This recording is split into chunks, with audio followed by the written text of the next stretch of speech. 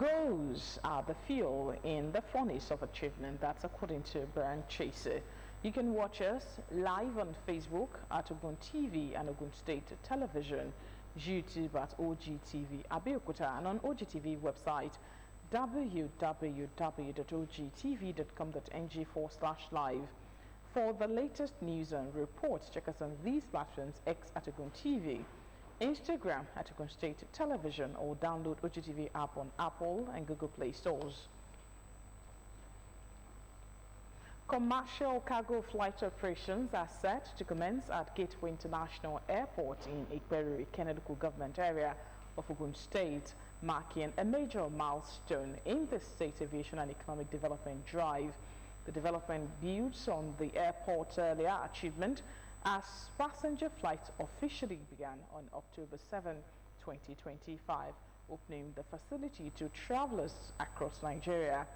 With the introduction of cargo services, the airport is expected to become a strategic logistics hub, supporting movement of goods within Nigeria and to international markets, strengthening trade flows, regional connectivity and supply chains. Speaking after a meeting with Ogun State Governor Prince Dapo Abiodun, chairman of CFAX Group, and its aviation partner, SACO PLC, Dr. Taiwo Afolabi, described the development as historic. He added that the airport would serve as a major platform for agribusiness, manufacturing, logistics, and international trade, urging investors to take advantage of Ogun State's business-friendly environment. Managing Director of Allied Air, Captain Vartongo, said his team was impressed by the level of infrastructure and was exploring the establishment of a cargo flight training school at the facility. Also speaking, the CEO of Air Atlantic, Mr. King, commended the quality of infrastructure and expressed readiness to partner with the Ogun State government in cargo handling operations. And in order to keep their staff alive and aligned with the core mission of effectively carrying out physical planning and development control duties, the Commissioner for Physical Planning and Urban Development in Ogun State, Town Planner Olatunji Otulami, has embarked on a tour of zonal offices across the state. This is to enable the Commissioner to assess operations and strengthen service delivery. Kim Agu was part of the entourage and now completes the story. The tour, which covers key zonal planning areas, is aimed at evaluating staff performance, inspecting ongoing projects, and ensuring compliance with physical planning regulations and urban development policies. Speaking during the visit, Town Planner Odulami said the exercise is part of efforts by the state government to reposition the ministry for greater efficiency, responsiveness to the needs of residents, and optimal results. He emphasized the importance of professionalism, transparency, and strict adherence to planning laws in promoting orderly development across Ogun State.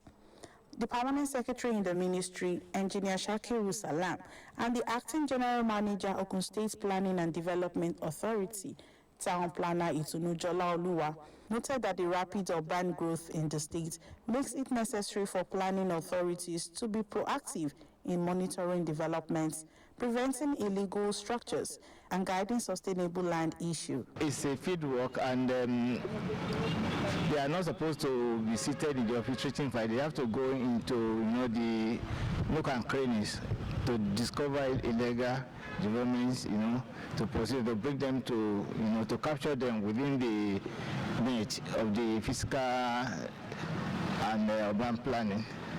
So the major constraint that they have is mobility. We see instances where 2 or 3 sonorists are sharing one old vehicle that's not even performing at optimum. You understand? So we have noted that. We have our officers going on daily basis for monitoring exercise so that people will know that now we have what we call 7714, that if you submit your application for planning permit, it doesn't take time. For residential it's just 7 days, and for commercial it's 14 days. So there is no reason for you to go for illegal. The Commissioner also used the opportunity to interact with staff members encouraging them to remain committed to their duties while assuring them of the government's support in improving their working conditions. Some staff at the zonal offices expressed appreciation for the commissioner's visit, describing it as a morale booster and opportunity to highlight operational challenges and areas requiring intervention. In Cam Agu, OGTV News. Ogun State Governor Prince Dapo Abiodun has described the late Mama Lucia Onabanjo as a woman of quiet strength, deep faith and unwavering family support, whose influence helped sustain public leadership in the state. The governor made the remark at the funeral mass held at St. Sebastian Catholic Cathedral, Ijebu-Ode, where he also placed the state government support towards the completion of the cathedral project in her honor. Governor's Office correspondent Yusuf Ghani reports. The St. Sebastian Catholic Cathedral in Ijebu-Ode was filled with dignitaries, political leaders, traditional rulers, and well-wishers who gathered to pay their last respect to the wife of Ogun State First Civilian Governor, late Chief Olabisi Onabanjo. Mama Lucia Onabanjo passes on at the age of 100. In his remarks, Governor Dapo Abiodun said the late matriarch lives a simple and disciplined life, deliberately stayed away from public attention while earning admiration for her humility, strong moral values, and steadfast faith. He notes that the impact is felt not through political office, but through the strength of character and moral guidance she instilled within her family and community. She remained an instructor by example, promoting discipline, faith, and moral responsibility within her home and her community. During the Second Republic, when Ogun State was still in its formative years, following its creation in 1976, her husband emerged as the first civilian governor after the 1979 elections. His administration pursued reforms in education, in governance, and in social development. The governor added that Mama Onabanjo exemplifies the vital role women play in shaping society through resilience, ethical leadership, and unwavering support at home and beyond. He further describes her as a devoted wife and mother who promotes discipline and responsibility within her household, standing firmly beside her husband, Chief Olabisi Onabanjo, even during challenging political periods, including his detention following the 1983 military coup. Whilst Mama did not hold public office, her presence during those years was very significant. As First Lady, she provided stability and engaged discreetly with church groups, women's associations, and community organizations. She stood behind her husband during seasons of political turbulence, including his detention following the military coup of 1983. Through those challenging periods, Mama maintained composure.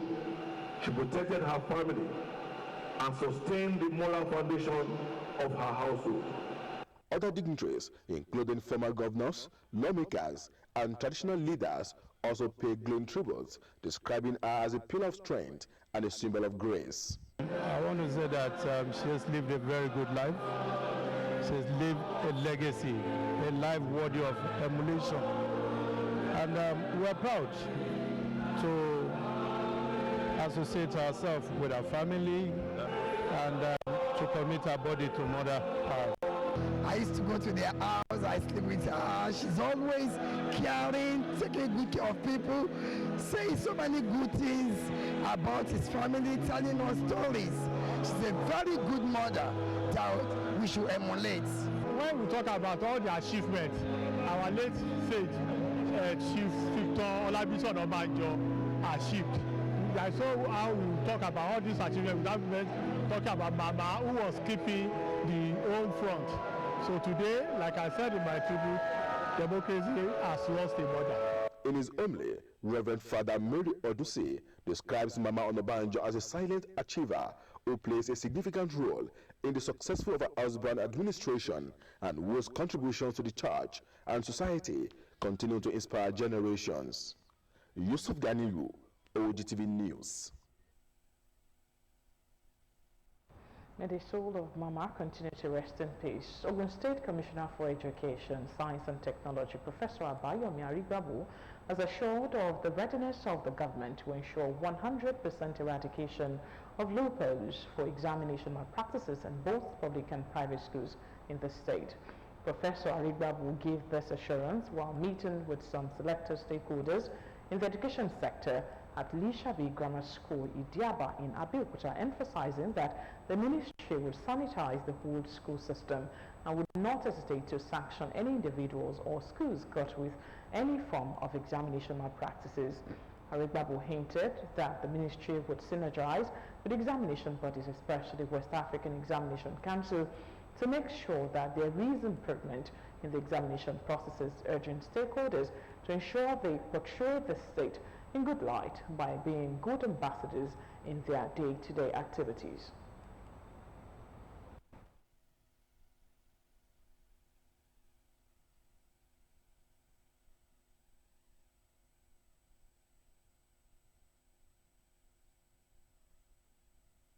We want our schools to be models to other schools in Nigeria. We want the state to be model to other states in Nigeria. We have been recognized for being in the forefront in every sector, in the every area in the education sector, and that has been confirmed on so many occasions. So we want to continue to be known for positive things. We want to continue to be known for the right thing. Earlier in her opening remarks, Permanent Secretary to the Ministry, Mrs. Oluwatosi Oloko, enjoined teacher and school owners to shun every form of practices that could tarnish their images as well as jeopardize the future of the learners, saying they should rather choose to be people of integrity. Responding, Mr. James Owolabani from Federal Government Girls College, Shagamu, and Mr. Adewale Adenuga from Idogo Ipaja Community High School, Idogo in Yewa South, commended the Commissioner on all initiative and innovation introduced to curb anomalies in order to provide qualitative education to every child in the state. And away from education, farmers in Ogun State have hailed the Prince Dapo Abiodun's administration for its unwavering support and determination to ensure food security in the state. Speaking at the Farmers' Day at the ongoing Gateway Trade Fair in Abeokuta, the Chief Executive of AK Farm, Shagamu Alhaji Muritala Tijani, disclosed that the best of partnerships received from government of Ogun State has been keeping prices of food items down in the state. For Wora Adesanwo report. One of the fastest growing economy, not only Nigeria but West Africa, is Ogun State. The government of Ogun State is not only building roads and affordable housing for the people, it is also providing conducive atmosphere for children to learn and business to thrive, with farmers being encouraged to grow in leaps and bounds. Farmers converge at the Farmers' Day at the Gateway Trade Fair. This is under the Prince Dapo Abiodun's administration out of the 15 since the creation of Ogun State, encouraging industrialists to grow, job creation and food security.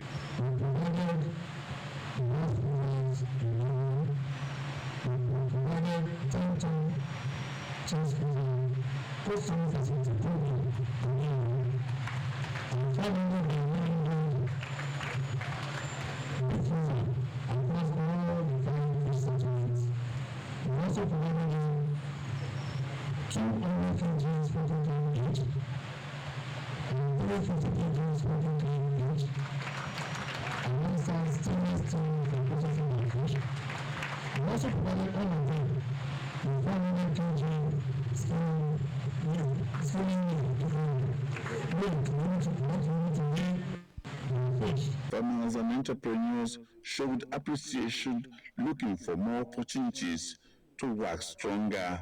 So, to inform us that aquaculture has come to fill that gap. And what's the gap? For us to now breed, produce these different species of animals, aquatic animals, for the consumption of humanity, so that we replenish the protein consumption pattern. was a massive production, and in fact, the production was so massive that it brought down the price of the thing from 3,500 to 1,007. I'm saying it openly. So what happened is, right, so government come in, right, drive the industries, right, coordinate it, and everything is going to be perfect. The President Ogusima Layomiri Oshiemi commended the government for its developmental drives.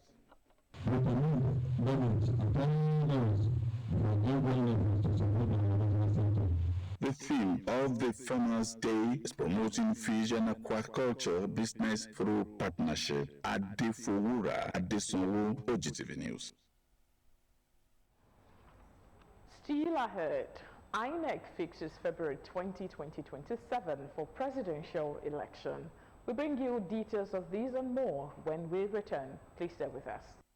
You're welcome back. This is still the news at 8 on Ogun State Television. The federal government has ordered the immediate withdrawal and the redeployment of Nigerian police force officers previously assigned to VIP escort duties.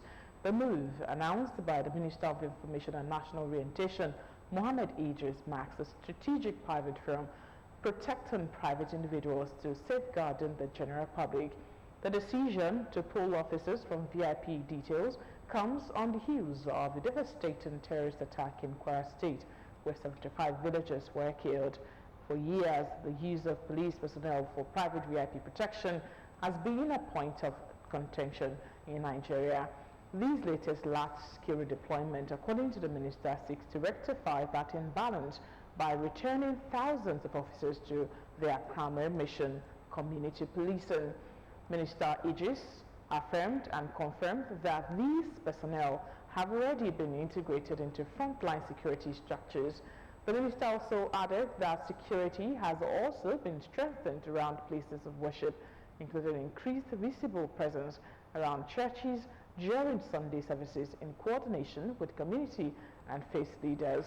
According to Idris, President Bola Tinubu, the country's counter-terrorism strategy remains Nigeria-led and sovereignty-driven.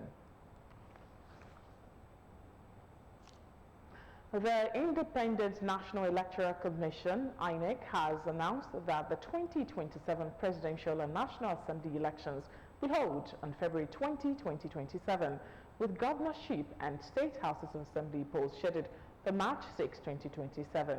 The INEC chairman, Professor Josh Amupita, disclosed the INEC timetable at the news conference in Abuja. He explained that the elections would cover the offices of president and vice president, governors and deputy governors, except in Anambra, Bayelsa, Edo, Ekiti, Imo, Kogi, Ondo, and Osun State. Members of the Senate, House of Representatives, and State Houses of Assembly. Amupiton said a detailed timetable and schedule of activities had been uploaded to INEC's official website and circulated to political parties and stakeholders. He said the early announcement demonstrates the Commission's commitment to ensuring that the electoral process is transparent, credible, and in strict adherence to the law. The INEC board also said campaigns by political parties shall begin on the date specified by law and end 24 hours before election day. Ogun State Institute of Technology, BESA, has officially welcomed over 2,000 students in its 20th matriculation ceremony for the 2025-2026 academic session. The ceremony, held at the Prince Dakwa Abiodun Twin Lecture Theatre Hall, saw students take their oaths of allegiance, committing themselves to uphold the values and reputation of the institute. Details are in this package. Over 2,000 new students have taken their oaths of allegiance, formally becoming part of Ogun State Institute of Technology, IGBESA. The institute, renowned for its innovation and commitments to excellence, welcomed the freshmen at the Prince Dakwa Abiodun Twin Lecture Theatre Hall. The discipline of the institute, of the authority, of the devotion of the Lord IGBESA. So that we go. Alhaji Abdul Ahmed Hakim, representing the Joint Admissions and Matriculation Board, assured that all students were thoroughly screened and fully qualified for admission. To this standard, right from the rector He has been on having a standard admission since he assumed office, and all the backlog admissions that are not on cards, they have been addressing it. I believe they will continue in this spirit. In his address, the rector, Dr. Abiodun Olusoye, urged the freshmen to avoid acts of indiscipline and to shun courtesan, emphasizing the importance of integrity and commitment to the institution's values.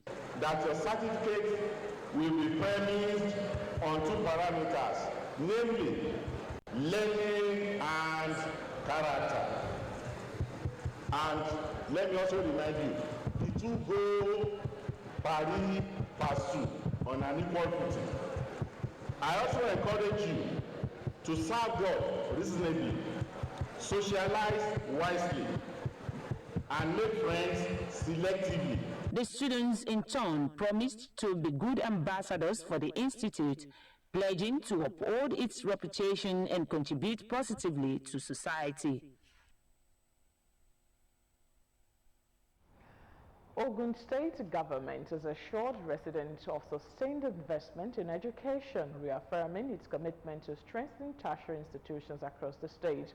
The state governor, Prince Dapo Abiodun, represented by the senator representing Ogun Central Senatorial District, Shuaib Salisu, met this noon at the 50th Founders Day anniversary and 26th convocation ceremony of the Federal College of Education, Ushiele, Abeokuta. Details in this report. Every academic journey reaches a defining moment for these triumphant graduates. Years of dedication and perseverance culminate in the award of the Nigerian Certificate in Education.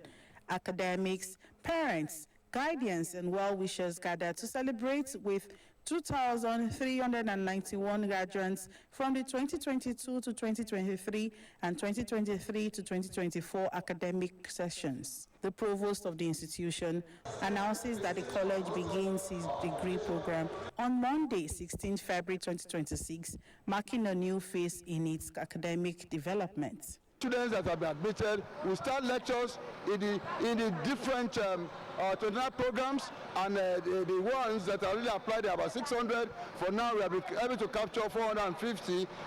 The Director of Colleges of Education, representing the Minister of Education, assures that the federal government will continue efforts to make tertiary institutions more attractive and competitive for youths. Is deliberate to strengthen teacher education through comprehensive curriculum reviews that incorporate digital literacy.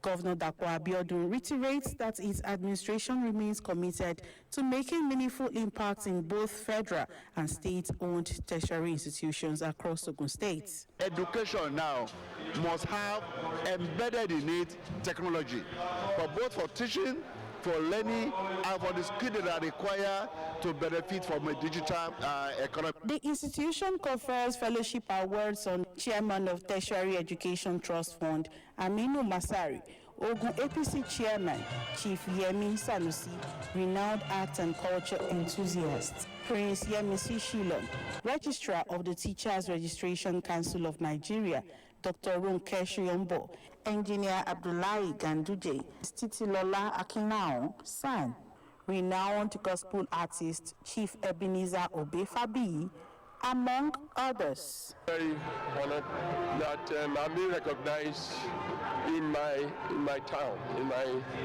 my place of birth. But this honor is a call to service. Service to the nation, service to the college, service to educational sector, and service to humanity.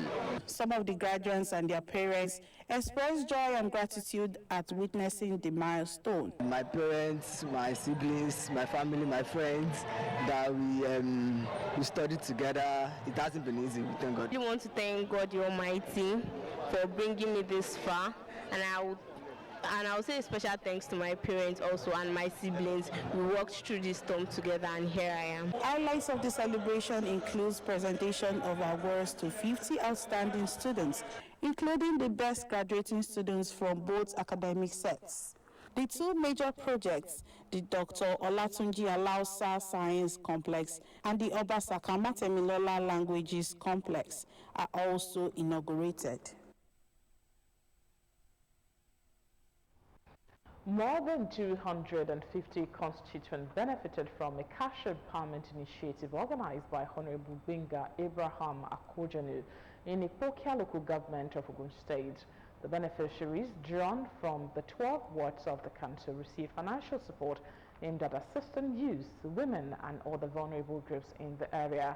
Benga Dekria reports that the program was held at the Nasfat Praying Ground along Idiroko Road at Jigunle in Ipokia local government. His report is presented in this package. Members of the ruling All Progressives Congress APC across the 12 wards of Ipokia local government converge on the venue to witness the empowerment program organized by Honorable Benga Abraham Akojanu as part of efforts to support constituents at the grassroots. Beneficiaries selected from various wards stepped forward one after another to receive their cash support amid cheers from party faithful and community members. In fact, it was very, very fantastic because we don't expect this before. So many aspirants have come before, but this Abraham, in fact, he surprised us. So, and I pray God will help him. We want to appreciate Honorable Benga Akojanu for this gesture. Royal fathers, community leaders and party chieftains commend the initiative, describing it as a timely intervention to cushion the effects of the current economic challenges facing the nation. The beneficiary of the empowerment, we know they are going to make judiciously use of what they receive. My advice to the beneficiary on token is to use it to develop small-scale industry. We really appreciate him for what is this, and we have 12 wards in the Ipokia local government, and this Benga Akojanu is one of our men and is working very perfect in our ward. Speaking at the event, Honorable Akojanu says the empowerment program will also be extended to Yewa South local government area with particular focus on widows, the elderly and unemployed youths. I look at my people in my community, a lot of things are happening, a lot of people are facing a lot, and we deem it fit in our own little role to assist and to contribute to their well-being and their growth. He assures constituents of his commitment to ensuring that the dividends of democracy reach the grassroots. Court-related violence continues to threaten social stability in many communities, particularly among young people. Concerned about the growing menace, the Peace Initiative Committee, Ogun Central, organized a peace work to promote unity and discourage youth from engaging in courtesan and other social vices. Testimony Kumalafe reports from our studios. Determined to send a strong message against cultism and violence, youth, community leaders, security agencies and civil society groups converge on a major street for the peace work tagged "Say No to Cultism, Say No to Violence." Participants march with placards bearing inscriptions that call for peace, unity, and total rejection of cult-related activities. Speaking during the walk, the organizers stressed that cultism and violence continue to endanger lives and disrupt social order, especially among young people. They emphasized the need for collective responsibility in addressing the challenge. What we are doing right now, we create a walk in order to create awareness, to preach the gospel of peace among the youths, and to create, as in to preach, say no to cultism, say no to hard drugs.